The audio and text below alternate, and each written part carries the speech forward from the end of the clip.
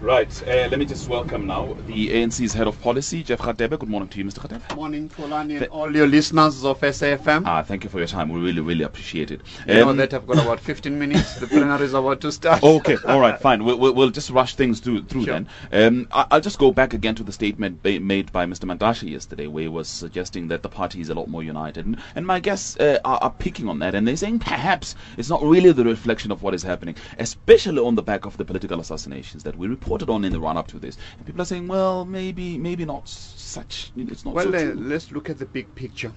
In Polokwane, we had about 657,000 members of the ANC. Today, we're talking about 1.2 million strong members. By any accounts, you can see that the ANC is more embracive, is more united as a whole.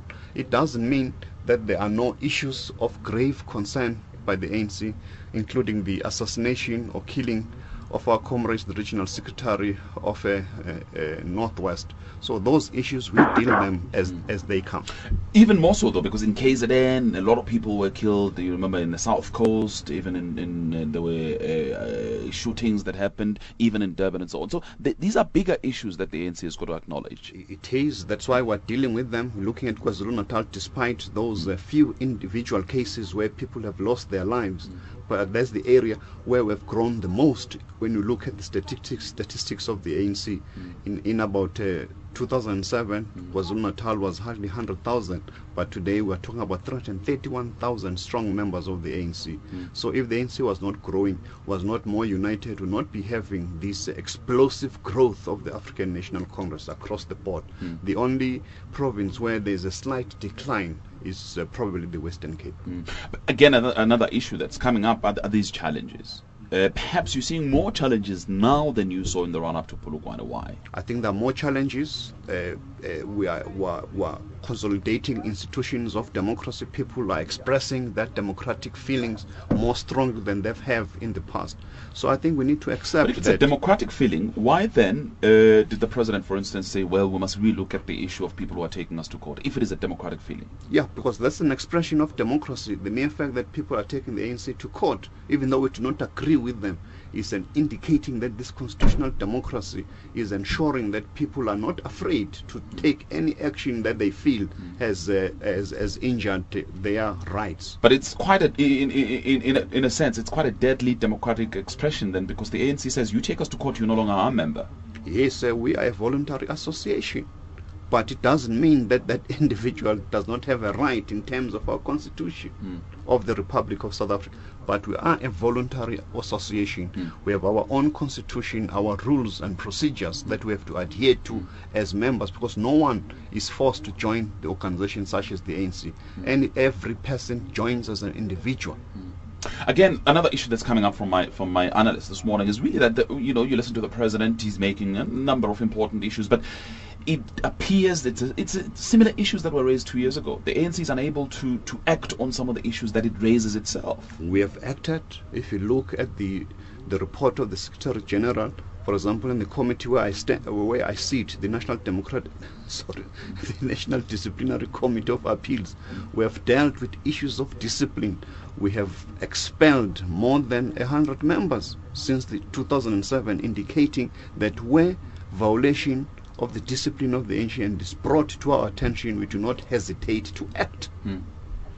Professor? Yes. I think I understand what the I shouldn't call him the minister because that's not the head of policy. Yeah. What the head of policy is saying. I think the growth it cannot be denied. The growth in membership, as he has indicated the figures. The question is whether the growth is not part of the problem. I mean, it is a massive advantage. It's a massive positive indication, but also perhaps the whole issue of political education and the preparedness of these new members. Their rootedness in the practices and policies of the ANC, that could be the next level where these members need to be taken. And I think that could explain some of the many problems that we have. No, I agree with that. In fact, that's a point that we've also acknowledged as the ANC. That's why the issue of the political education department of the ANC is of critical importance. You'll recall that in the organizational report by the Secretary General, we also highlight that issue, that the political education, even the creation of a political school, is of critical importance. Already, we've found land somewhere in South Africa where we're going to be building this political school. But the political school does not really require buildings where people can be taught. It can be at a branch meeting, community hall. Those are the things that we're still having challenges, but overall there is a gradual rise in terms of the political consciousness of our members, including members of the National Executive Committee. We had a special weekend sometime a few months ago where members of the NEC had to go through an induction in terms of politics. It's an important point, and Dr. Friedman, I'm going to come to you in a minute, because again, the issue of the political school, the issue of political education has been raised for over 5 years. Even in Polokwane, the issue was raised. Afterwards, the issue was raised, and even up until now, we're still talking about the buildings. The ANC we're not talking about it, we're doing it. There's more political education now than we had in the last conference in Polokwane in 2007. And some will argue that part of the bigger part of the problem is really about money, where people are using the ANC as a means to getting closer to state resources. And the ANC has not necessarily, at least not in a visible way, said this is how we're going to deal with this issue. This is how we're going to make sure that those who use us in order to get closer to state resources will be dealt with.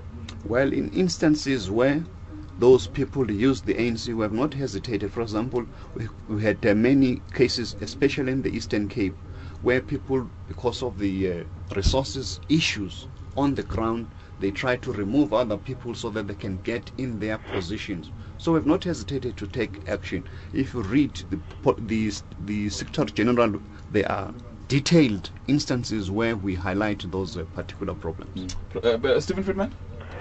Kolani, a couple of points from what Mr. Kadebe is saying. First of all, the fact that large numbers of people join an organization doesn't mean that organization is necessarily united.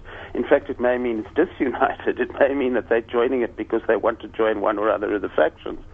Secondly, I'm really puzzled by how Mr. Kadebe can, on the one hand, say that people taking the ANC to court is an expression of their democratic rights, which of course it is, he's absolutely right, and then on the other hand defend expelling them. You don't expel people for exercising their democratic rights.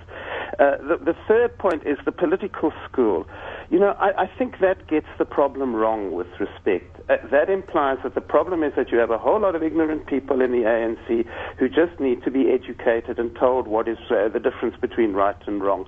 And besides being patronizing, that's wrong. The problem is not that you have ignorant people in the ANC. The problem is, and this is all in ANC documents, that you have power holders within the ANC who, because we're an unequal society, because millions of our people live in poverty, because we have racialized inequality in this country, which means that if you're a black person in this country 18 years after the end of apartheid, it's still more difficult to get a job than if you're a white person. People gravitate towards politics because that creates opportunities which, sadly, the private sector doesn't create. Now, these are massive problems in the society, and you can't deal with them simply by saying, look, we've got a lot of ignorant people here, and we'll put them through a school, and they'll come out better at the other end. Sadly, the problem won't go away if we take that out. Sure. Let's go to the first point. Well, I'll start with the last point. Okay. I beg to disagree with my professor friend, Friedman. Our perspective as the ANC is that this political education is not because our members are ignorant. It's because we do not want to take for granted why people join the ANC. There was a time in the history of this country when joining the ANC was signing your own death warrant. Today, because we took for granted, we assume that people understand that they joined the ANC in order to serve the people of South Africa. We are not as yet a fully fledged political party. We are a liberation movement because the principal task of attaining a national democratic society has not yet been achieved. So we need to raise that political consciousness amongst members of the ANC that you do not join the ANC in order for your self-interest. So I want to emphasize which is that really a point. sad point, because more and over again it appears that that's the intention. That's what people do. That's not a reflection of this 1.2 million members of the ANC. There are few individuals who can see that if they join the ANC in a branch, the possibility of becoming a mayor is greater, or a municipal manager. So if you join the ANC for that purpose, we have no place within the ANC, because Which the takes us to purpose the- yeah. of joining the ANC, we need to ensure that we improve the quality of Sure. life of Which our takes people. us to the point made earlier on by Professor Friedman about this 1.2 million, that it's not always a positive thing.